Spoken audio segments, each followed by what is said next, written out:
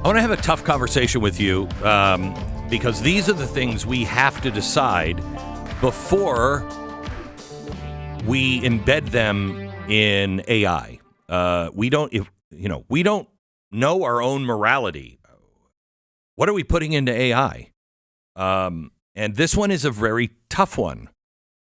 Yesterday, Trump signed an executive order to expand access to in vitro fertilization, IVF. That takes the egg of the mom and combines it with the sperm of the father and puts it in a petri dish to create an embryo, a new life.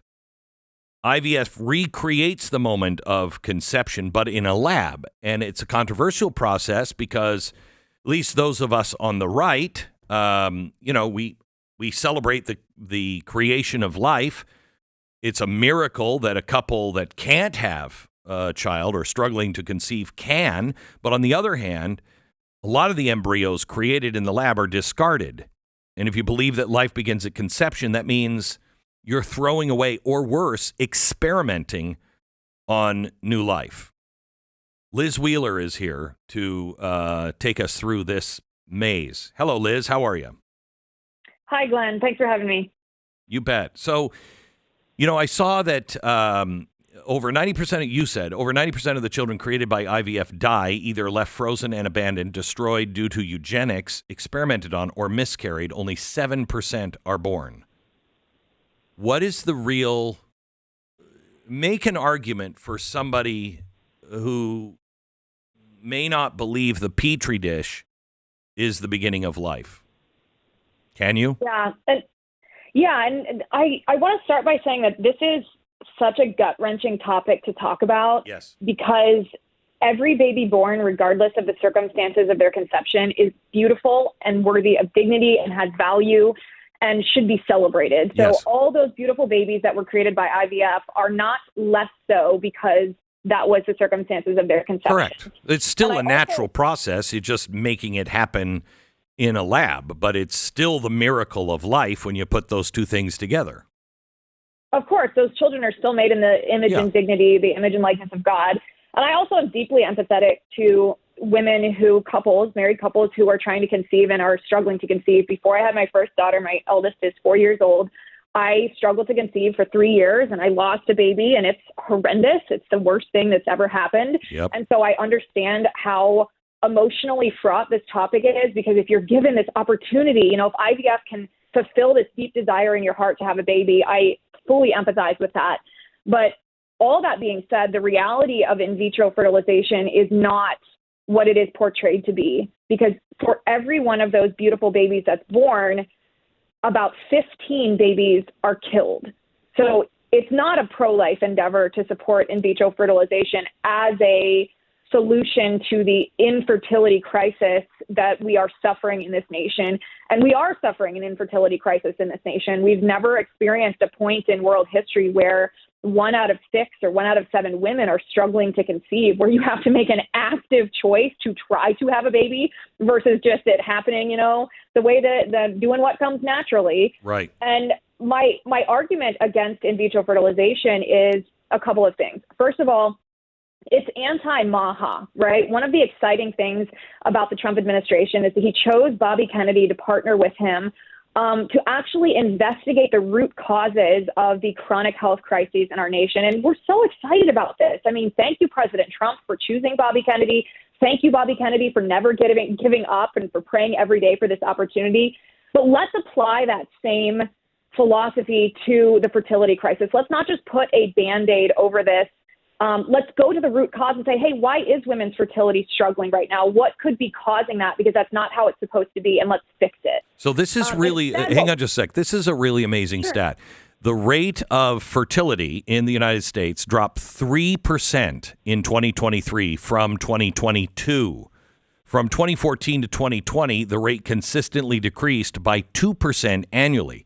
There is something happening with our bodies. Deeply wrong. Yes. Yes, there is. It's the same thing, to be honest. It's the same thing as what's happening to our children. We have big pharma and big food, and it's poisoning our bodies. It's disrupting our endocrine systems. It's disrupting our hormones, and it's resulting, testosterone levels and sperm counts are falling. Like, there are identifiable things, measurable things that are happening to our bodies that we can reverse if we stop letting big food and big pharma dictate. And that's where it gets back to IVF. So big pharma, this is a cash cow for big pharma. They make a ton of money off of in vitro fertilization, which means that they are unwilling, just like during COVID when they were unwilling to say maybe hydroxychloroquine, maybe ivermectin. No, they only wanted the vaccine because it profited them. That's similar to this. They don't want to look at restorative fertility. They don't want to look at NAPRO technology. They don't want to look at these other options that are healthier and more effective and more humane and more ethical because they don't profit from those things. So then we get to some of these numbers here. And these numbers are really what break your heart when you kind of zoom out and look at in vitro. So according to the CDC, just in the year 2021, there were 238,000 women who underwent IVF treatment, who underwent this procedure. Now, every time that a woman undergoes this procedure, anywhere, this is an unregulated industry, so anywhere between 5 and 15 embryos are created. Multiple of those embryos are then implanted in the woman. However, getting back to the statistic you started this segment with, over 90%, 93% of those they are not born live. They are either, all 15 aren't implanted in the woman, so many of them are frozen. They are, quote unquote, screened for bad genetics, which is another word for eugenics. They look for characteristics that they might not want in a child, and then they destroy or experiment on those embryos. And because in vitro does not address a woman's hormones and fertility in her body, oftentimes she miscarries. The risk of miscarriage with in vitro is much, much higher than an ordinary pregnancy or restorative fertility. So then you have this 238,000 women who underwent this. Say they have 10 embryos that were created. That's about 1.5 to 2 million embryos created a year. And yet, in 2021, fewer than 100,000 babies were born from in vitro, which means that anywhere between 1.5 and 1.8 embryos, which, Glenn, we know scientifically, spiritually, and ethically are human life, were destroyed, discarded, experimented, or remain in a freezer somewhere, indefinitely, which is more children are dying from in vitro than are dying from abortion in the United States of America. So this is absolutely heartbreaking because, my wife and I struggled. We adopted and we struggled to have a child. And boy, when a woman wants to have a baby and can't, it just screws with your mind so badly. And it's heartbreaking when a couple wants to have a child and there's so many children that are being aborted and you're like, let me take them. Please let me take them. But this, when you say that the pharmaceutical companies like this because they're getting rich, the cost is between $12,000 to $25,000 per cycle, and it takes several cycles usually to take. So, it's wildly expensive. What does Trump mean when he says he wants to make it easier to access? Do you know? Well, that's the thing about this executive order. And President Trump is a very open-minded individual. One of my favorite things about him, actually, besides how hilarious he is on Truth Social, is that he listens to those who voted for him. I think that sets him apart from almost any other politician that I've ever known in my lifetime. The executive order is not entirely specific. It actually just requests a report on how to make in vitro fertilization more accessible. And so what I would encourage President Trump and his team to do, what I would request from them is, think outside the box here. Like look at in vitro through the lens of Make America Healthy Again and say, wait a second, we're here to doge the corruption that exists between government and, big pharma or big food or whatever, DEI programs, all this stuff that President Trump has Elon Musk doing that we're all delighted with.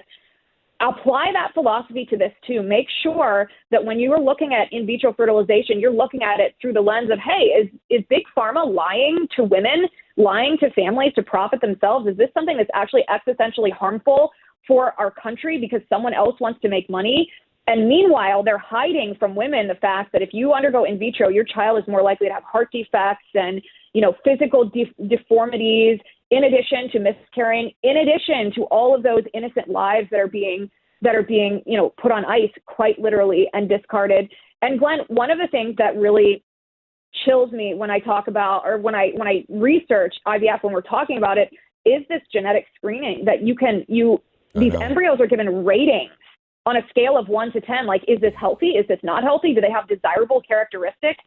And to me, that's just a road. If it's not eugenics right now, which I would argue it is, it's the road to eugenics. So Trump's executive order, I encourage him to really focus on restorative reproductive health, focus on NAPRO technology, focus on MAHA. We can fix this crisis. We all want more babies. We all want the United States to have this incredible baby boom. I share that desire with him. And I think it's wonderful that he wants to be pro-family, but let's do this right. Let's do this in a way that's never been done before. So where does Bobby Kennedy, I mean, is this a passion point for him at all on at least restorative health for the pregnancy rate?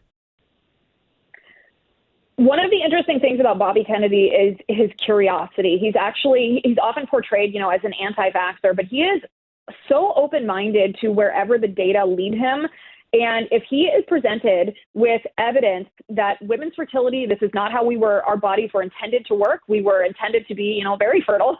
And something that we're doing, some intervention, environmental, food, pharma, whatever it is, stress, technology, this combination, this culmination, if something's not correct, then he wants to fix that. But it's not just happening here in America. It is happening all over the world. It is, yes. But what's interesting is the fertility crisis is happening in nations who have adopted more of a Western mindset to medicine, meaning pharma, and also food. Liz, thank you very much for taking us through this. If people want to get involved, what would you suggest?